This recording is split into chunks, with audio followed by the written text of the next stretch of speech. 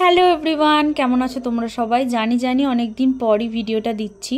আমি মায়াপুর গেছিলাম আর দেখতেই পাচ্ছি ইস্কনে চলে এসেছি আমরা। আর বৃষ্টি হচ্ছিল সেদিন প্রচণ্ড, অনেক দিন ধরে মনটা টানছিল, ভীষণ খারাপ লাগছিল, তাই চলে গেলাম। বেসিক্যালি আমি এই সময় যাই না, এটা দামোদর ব্রত চলছে, তোমরা সবাই জানো। ইস্কনের ভেতর চলে গেছিলাম, আমার মনটা এত শান্তি লাগছিল, চোখের জল আমি ধরাতেই পারছিলাম না নিজের। যাক, তোমরা দর্শন করে নাও। আর এটা যেহেতু দামোদর ব্রত চলছে, তোমরা কে কে ভগবানকে দীপদান করছো ঘিয়ের প্রদীপ দিয়ে অবশ্যই জানিও। আর যারা যারা এখনও করনি তারা অবশ্যই ভগবানের কাছে প্রদীপ দিও, এর অনেক ফল আছে। তারপরের দিন চলে যাচ্ছিলাম নৃসিংহপল্লীতে। তোমরা সবাই জানো অনেকে অনেক সংকল্প করে এখানে পুজো টুজো দেয়। আমি ফার্স্ট টাইম দিলাম কিছু সংকল্প করে, প্রচুর ইমোশন হয়ে দিয়েছি। তারপর চলে এসেছিলাম ইস্কনে। এটা বেশি দিনের ট্যুর একদমই ছিল না, 2-3 দিনের ট্যুর আমাদের ছিল।